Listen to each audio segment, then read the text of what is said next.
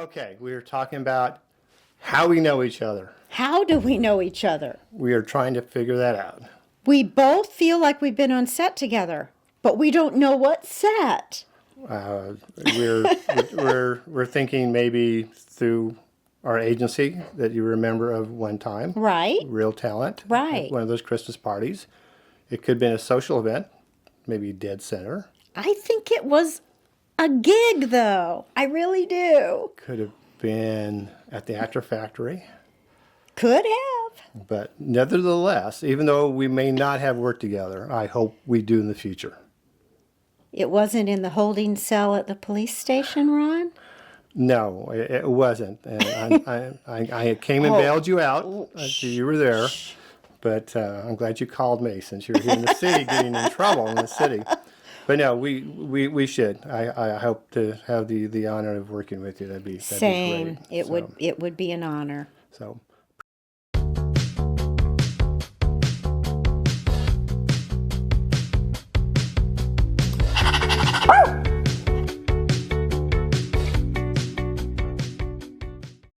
Barbie Bailey, welcome to my podcast. It's a treat to be here. I'm glad we got this arranged. I was very excited to have you here and learn more about you and your acting career. You were kind enough to send me kind of a resume of your films. I'm going, wow, that's very impressive. So let's just start how I normally start with the first question. Why did you decide to get into acting? I think I was originally born to be in acting, but at an audition at age 10 for a TV pilot, I chickened out because I forgot my props. Props continue to be the bane of my existence. But anyway, life took over from there. I was supposed to go to New York City after I graduated high school and study acting. Wow. And my parents supported it. I didn't even know what a gift it was, and I told them, no, I want to marry my boyfriend, which I did not do, thank goodness. But then they refused to give me any money for education, and I just did it on my own and spent decades in corporate America selling IBM mainframe computers. Welcome to And my had world. my son at age 41, did a little bit of community theater. But I didn't dive in until 6.5 years ago. Wow, yeah. Your path is similar to mine, to where probably the big difference in terms of when I was younger and acting, it wasn't a goal. It was one of those things that you couldn't reach for it, the way I grew up. So I went to college and worked in the corporate environment for 35 years and retired, and my wife goes, what do you do now? So, followed kind of the path that you did. Well, my husband was commuting, and he was gone 5 days a week. Yeah. And he was in Midland, Texas, and I thought, what's something I've always wanted to do? I could do it during the week when he's gone, because he came home on the weekends. Yeah. And that was it. It was time. Yeah. And you told me he has 100% of his support, which is nice to have that support. Yes. Very important. You met my wife earlier. She's my biggest fan and gives me 100% support as well. So. We have to have that. Without support, I don't see anyone being able to succeed. No. And yeah, at my age, there's a certain comfort in making this decision because, again, you worked, raised a family, had your career, and hopefully you're comfortable to where, you do this, I don't want to say for fun, because when I first started out, it was kind of that way until all my acting coaches says, you got to take this seriously. Right. Or you won't get cast. So you learn to say, okay, I'm all in. And it's no longer just for fun or a hobby. It's something I want to do. You own a business, and Yeah. the product is you. So tell me about your first role that you were cast in, that you walked on set and you're going, wow, I'm on set. I'm trying to remember the name of it because they changed it. Deadly Misconduct. Okay. It was a TV film, and it was filmed here in Edmond at a nice coffee shop. I was background, and I didn't know what to do or where to go, and they sat me behind all their equipment while everybody else was put in little booths and all this, and I thought, oh, they don't want to use me, and so after about an hour, I said to the second AD, I didn't know that's what she was at the time, but I said, you know, I can go if you don't need me. And she said, no, we're saving you for coverage. You're going to be right behind the leads when they're talking. And it was like, oh, okay. And so it was very fortunate. I'm in the, as the movie opens, you see me there drinking my coffee, reading a newspaper. Yeah, I have said this more than once about background work, because that's a lot of it started that way. That's where you have to start. And for those, you know, who are watching, who are wanting to get into acting for the first time, background work is the way to go. But I find one or two things happen. Either you hate it, or you love it and you get bit. And I think loving it and getting bit is probably worse than not liking it, because now you're pursuing this thing all the way through. And you meet such wonderful people and forge really lasting friendships sometimes. Absolutely. I had one of my guests say that as well, especially about doing this podcast. He goes, well, it's great you're doing this because we meet so many people. And we have short conversations, you know, as we're waiting.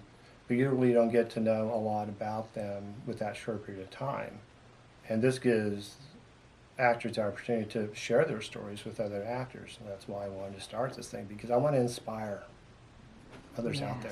That's the big thing. It's such a wonderful, wonderful carnival ride. Yeah. So we talked about your first role, doing some background. So once you did that, how did you follow through with that? Did you go to acting school, or just start auditioning? When I decided to make the leap, I knew I had to get training. Mm-hmm. I knew enough to know I couldn't act well enough to get hired for Sure. anything. And there was nothing at the time in Tulsa. So I drove every week to the Actor Factory. Okay. Wonderful place to start. It is. And I got my first speaking role as a result of Daryl Cox's class, where all of us only had 3 sessions together, and then lockdown hit. And we had to do it by Zoom. Yeah. But after those first 3 sessions, we all felt like we'd known each other forever. There was a bond there I can't explain. And one of the other actors wrote a script. He wanted to film it, and he cast me to play his mom. Oh. So that was exciting. You know, Actor Factory comes up a lot. In fact, with my last podcast with Joseph Rose, we talked a lot about it, and it kind of got to them a little bit. One of the instructors has agreed to be part of my podcast. Good. So I'm very excited about that. You mentioned that about I also, when I decided, I got this book, Self-Management for Actors by Bonnie Gillespie, and I read it cover to cover. My original copy was dog-eared, so I got another. But one thing she kept saying over and over is demo reels are critical. Absolutely. Get any footage you can. So the Actor Factory, again, the demo reel camp, I went twice and got so much good footage. Yeah. Some great footage with Marty Smith. Oh, Great scene. Yeah. But they just offer so much. They do. They really do. And yeah, once you learn, I mean, Actor Factory comes up a lot, I think, especially when you first start out. But then as you progress, you learn about acting coaches and other sources of training in the state. You know, my hope, if this podcast gets any kind of traction, that, you know, people around the state says, "What's this Actor Factory everybody's talking about?" So hopefully it gives them some good publicity. That's. And in Tulsa, we are very blessed to have Cody Mayo. Oh my goodness. Yeah. That's who I train with every week. I'm in the master class. Good. And he's a true treasure. That's what's nice. You're in Tulsa, so you are my first Tulsa guest, and I do want to bridge the Oklahoma City and Tulsa group, because so many people you meet, you just make the assumption that they're here in Oklahoma City or in the area, but they're from Tulsa or other rural area parts of the state. And I want this podcast to be all inclusive for all parts. So, you know, actors out there, if you're in Enid or somewhere in the state, I'd love to have you. You Oklahoma City actors are actually nicer than people say. And You talked about Tulsa. I find there's a little bit more work in Tulsa these days. It's a happening place Yeah. for the creative. It's amazing. Yeah, a lot going on up there. Agents. So tell me how, once you started taking classes and auditioning, what made you, and you talked about reels, which is really important to have reels. That's what found me an agent. Yeah, tell me about how that Okay. went. I wanted to go to a demo reel camp. That first year I jumped into acting was 2020. Mm-hmm. And Actor Factory wasn't going to have their demo reel camp. And Christina with Real Talent held a demo reel camp. Wow, I didn't know that. even know she was an agent. Yeah. I just thought she owned a ballet school. So I went to the demo reel camp, and when it was over, I left. And she emailed me the next day and said, "You left before I could talk to you. I'm a Barbie fan, and I'd love to represent you if you'd like." That is so Oh, when does that nice. happen? Yeah, yes. That to me was a message from the universe and God saying, "You're on the path you're supposed to be on. Keep going." Right. And no. she was a wonderful agent. Yes. I am with Real, and I enjoy that. Sad to see her go, Yeah, but Stephanie's doing a great job. that's what I hear. So from there you expanded, because when we talked off camera, you said you have 3 agents. Yes. Wow. Right now I have Tab for Oklahoma. I have Pastorini Bosby in Texas and all Atlanta and all of the Southeast. Mm-hmm. And Talent Plus in St. Louis keeps me really busy Wow. in the Midwest. St. Louis, Chicago, Kansas. So you travel a lot for your work. Oh, I love driving. Yeah. I carry my microphone, my whole self-tape kit with me, and it just feels like adventure. Mhm. And I love listening to memoirs and biographies of people in the entertainment industry and filmmakers and Mhm. directors and actors. And can you tell I love this stuff? No. Yeah. So I do travel a lot, and times where I've had to go to or gotten to go to New Orleans or Atlanta. My husband, who now works from home, has all these miles from all the years he Wow. commuted. There you go. So he lets me use those points. That's nice. That's Yeah. nice. And it's nice you have that freedom to do that. Yes. A lot of actors who are working actors have a day job, so they have to be very particular about what they're cast for, the jobs they take, working around their work schedules, taking vacation, trying to do this business. But when you have the freedom to do these things. I'm so impressed with these younger actors that have families. Mhm. I will say one name because she impresses me so much with her drive, her talent, and all she has to juggle. Lisa Fenimore. We were on Hope's Hollywood Christmas together, and she's otherworldly as far as what she can do. She's Wow. Superwoman. But that would be very hard for me. And she balances. She balances it all. Mhm. It appears effortless, and I bet she's crying every night at home, right? Yeah. It is tough. I've known actors in that situation that have families and having to make tough decisions. Several that I've interviewed on this podcast, said, you only have so much vacation to use to do these things. So it's really, they're more particular about what they pick Yes. versus, Which some of us who. is not a bad rule of thumb overall. No, it's not. It's not. And I think as you do learn and progress, again, we talked about background work. I mean, there's some background work I'll do for smaller projects if it's not 25, 50 people, but I've kind of moved past those large backup roles. Not that I don't think I'm any better by no means. Again, you need to progress your career and Right. make choices. It's progression. It's Yeah. not being better or No. less than. Not at all. Not at all. In fact, I have several friends who are trying to get into some background work. So I asked a few other friends who are filmmakers. And they said, "Yeah, if they need to do background, let me know. I'll work with them." So And I know a number of actors that only want to do background. That's what they love. yeah, That's their lane Mhm. where they want to be. absolutely.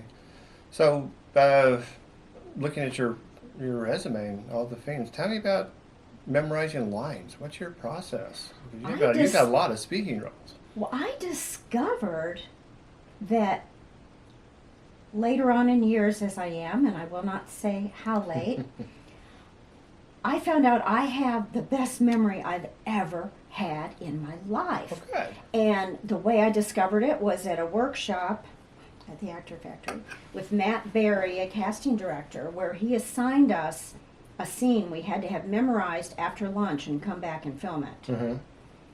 And I went to the Panera in Norman and sat there. I recorded it on my phone and listened to it over and over, and I learned audibly.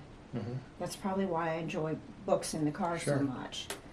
I just listen to it over and over. I try not to say it because I don't want to lock in certain tonalities or word, all that. I want to just know the lines Sure. and then let go when it's time to film it and let it happen.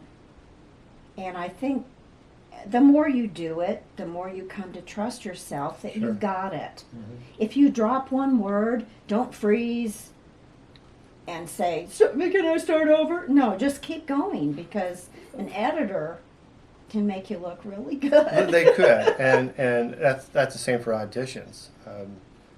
We've kind of covered this with other podcasts, how some coaches, you got the script word for word, you're going to do an audition, where other coaches says, be yourself. As long as you're saying the line to where what needs to be said. I mean, don't go wild and crazy, but if you miss a word or two, don't let that distress you in terms of doing auditions. Right. And kind of stand out. So it's when you first start out, you're like, memorizing, a line of, I missed the word in, in the whole Well, thing. I always check the breakdowns to see if the writer is by any chance the director. Oh, Because that's if the writer is, huge. be word perfect. Well, that's a good point. Talk about being balanced. So, do you write? Any ambitions to write a script or be a writer? Or? Oh, now you get into a stress area. Stress? Yes, I'm shooting on myself. I have a big cork board I just bought and put up on the wall, separated it into sections, Act 1, Act 2, Act 3. I've got the 50% mark noted where stuff gets real. And I've had a story in my mind for decades that I know I should make into a film. And I'm just so daunted, Ron. I don't know where to start. And I used to be a writer for many years. As a child, as a young adult, as an older adult, I've written. But if it's a screenplay, I feel all at sea. I know I can act, but getting my thoughts onto a page in a way that would be interesting, I just don't see how I can do that. But I know I have to, because they keep telling me I have to. I've seen some screenwriter workshops and things like that. How that's all built out. And I read and reread the book called Save the Cat that gives you a great blueprint. Mm-hmm. But as I read it, I think, but you're this great filmmaker, writer, and I can't be you. It's like you're acting. You gotta give it a try and let it grow and see where it progresses. You're so well connected. I'm sure there's a lot of people in the community that could help you with that. Probably some filmmakers out there as well might be interested. Yeah, I just don't want to inconvenience anyone. Oh no. That's what this business is about a little bit, right? I guess. Not inconvenience. It's being present. And knowing to ask for help. And knowing when to ask for help. And happily give help when you can. Yes, that's again part of this as well, to give help to other actors. Some of the audience is going to be people who have acted like you have and I have, and others going to be starting out. So hopefully this gives a little bit more insight and inspire young actors to say, "Wow, okay, they do it. They could do it." I hope it does inspire others. Yeah, that I could do it as well. One big question is auditions. We hit on auditions a little bit. So when you have an audition and you need a reader, how do you handle the reader situation? That's a tough one. In some of your other podcasts, I know you and Joe were talking about this, and you pretty much have to know what casting director it is because some have real preferences. And I have difficulty finding readers. I know many people that are willing to be readers, but when you have a tight deadline, That's the hard part. exactly. And there was this one where I tried 8 people and none of them could do it. So I recorded my own lines. I disguised my voice, but the casting director contacted my coach and said, tell Barbie she cannot be recording her own lines. She's got to have a reader, and the reader has to be the correct gender. Wow, okay. But that's one casting director, because my husband is very happy to be a reader for me most of the time. Okay, let's talk about that. So the casting directors, I mean, I know most here in Oklahoma. So, but you work outside of Oklahoma. So how did you get to know the casting director in terms of what they require? Is it their experience or background? That's a particular casting director I've done over 30 auditions for so far. So, yeah. Yeah. But usually in the breakdown they'll specify, but they don't specify that in their breakdowns. But I found out that way, and I thought, well, all these almost 30 auditions I've done for that casting director where my husband was reading a female, I guess she just didn't even watch it. Well, I mean, my wife house as well. When I first started out, I would have friends. They couldn't be here, but they would call, and we'd put them on a speakerphone, and they would do the reading. But it just sounded so mechanical that they weren't in the room. Whenever I try that, there's a lag. Yeah. Especially if it's on Zoom. There's a lag, and that throws me so off. So I won't do it. I need to have someone come to my house, into my studio, and stand there and read for me. So that's another reason why I have trouble getting people, because they have to come to my house. But my St. Louis accent is coming out. St. Louis? House. Are you from St. Louis? I was born in Tulsa Okay. and raised in St. Louis, Missouri, and I lived there 49 years. So that's why I have a little odd accent. It's a little different. Have you had jobs where you need to do a dialect or a different accent? Luckily, not yet. Yeah. Because when I'm just goofing around or auditioning, it's so easy. But I think if I had to walk on set and nail some certain dialect, ooh. Yeah. There are great dialect coaches, though. There are. I had a couple of sessions with one from New York. Oh, that neat. was great, and working on.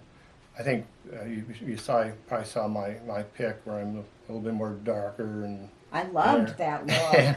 And my agent said, "Hey, you need to have a different persona for some of the roles I want to submit you for." I bet she's happy with that. She is, but I still need to work on the voice and some of the accents of some of these characters that she does. So Hey, that's what are you gonna do? What are you going to do? Yeah, or if it's a Latino character and you have different regions. Am I a cartel guy from Mexico or somebody from Puerto Rico because it's a different accent? Yeah. So, but it's fun though. It does create challenges, and you're talking about people at a certain age. It keeps you busy, keeps the mind busy. As a person who's retired, kissed me off the couch, and being active and doing this thing.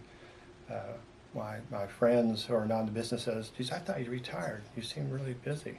I go, "Yeah, but I'm doing what I You're love doing." feeling younger too. Oh. We get to hang out and work with all these younger people, and you can tell by the way they relate to us, they're not thinking of us as old fogies. No. They're not. No.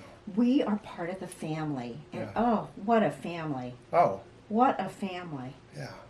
I have, geez, I'm thinking how many sets of families I have, right? I play the dad or grandpa, I have kids and grandkids, and there's this great being around these people. And as a grandparent, it's so natural. Some of these jobs are natural. Yeah, grandparent, yeah, I could do this. It's easy. So, yeah, it's fun. Well, what other things would you like to talk about? I'm trying to give you whatever you need. No, hey, it's whatever you'd like to share. So what do you find are some of the biggest challenges What challenges you in terms of pursuing this and finding any kind of roadblocks that might be out there? Time. Knowing the window is closing. Yeah. That adds more pressure. It makes me have to be more obsessed with it. Right. But I'm happy to be. My husband and I are both workaholics, I guess you'd call us. Mhm. And I mean, I devote every day of every week to this. Wow. I don't dream of vacations. This is the final vacation. Is how it Well, feels. you know, But I hope it's a long, long, long vacation. But I mean, people in their 40s, 30s getting into this, they have such a long time to develop their Sure. body of work. Mm-hmm. I don't. So I'm doing everything I can to build my body of work. Yeah. And if I die doing it, what a great way to go. Any? I hope it's on camera. Oh. That's Not a big one. Not I'm not going to- not now. No. No, not on this Yeah, camera. yeah. Hey, you want to go on Ron's podcast? You know what happens there? Well, you had me sign the release. I I could just- not die on your camera. So. Yeah. So commercial acting. Do you approach commercials differently than film and TV, or how do you? Oh, much more upward, bright energy. Mhm. Lots more smiles. Yeah. Better makeup, cuter clothes. True. However, I will say a number of the commercials I've gotten have me playing a very, very, very old lady. So, What? well, with the braid wig and the whole bit. Oh, okay. I want to brag on one thing, and this sounds very vain, and it is. A little over a year ago, I had been submitted to play an elderly lady who had to go into a home, Mm-hmm. and I wasn't asked to audition for it, but they asked my agent if I would please audition for the role of her neighbor. So I checked the breakdown. The neighbor was supposed to be 25 years old. They said they liked my energy so much on my comedy reel Yeah. that they wanted me to play her. So that just made my day. Hey, I hear you. When I get asked to play the dad and not the grandpa, it's like, oh Yeah, yeah, okay, I could be a right. dad, and I could do that. Right. And sometimes for some roles, the feedback is he's not old enough to be a grandpa because they want that traditional. I don't know, Wilford Brimley grandpa Yes. kind of look. Yes. I go, okay, it's not me, but I'm still a grandpa, and so hopefully they would start casting, especially in commercials selling products. People our age say, hey, we're not in wheelchairs, we're not walkers, we're active, we do things, and we're grandparents. We're not your traditional grandparents, or we wouldn't be doing what we're doing, right? So, what's going on future-wise? What's other projects do you got going on? There's a wonderful film I did last December that will be released in September that it's going to be exceptional. It was called Where You Were When. Now it's called Always Remember. Mm-hmm. And it's based in a high school the day that 9/11 occurs. Ooh. And you see bit by bit how people become aware of it, how it changes their thinking, their lives, their everything. It's going to be great. Exciting. Yeah. And you shared you being nominated for a Best Supporting Actress. For what project was this? This was for a wonderful short called St. Libby. Mm-hmm. Congratulations. Well, we'll find out. Well, hey, it's a Congratulations, compliment Ron. being nominated. Yes, it was a surprise and a pleasant surprise. Well, definitely let us know back if you want. That's next week, you said, right? You'll find out next week. Sunday the 14th. Yeah. And, the filmmakers on St. Libby are very, very young, brilliant filmmakers. They will be, pay attention. They will be doing a lot.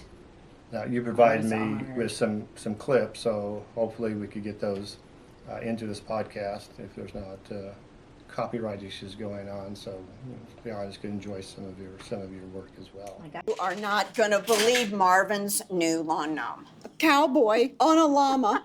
It's glorious and terrifying. That man's yard is becoming a roadside attraction. You know, at this point, I think he's leaning into it. I heard some people took prom photos there last weekend. I just had to come share the madness. Can you believe it? I know all about you.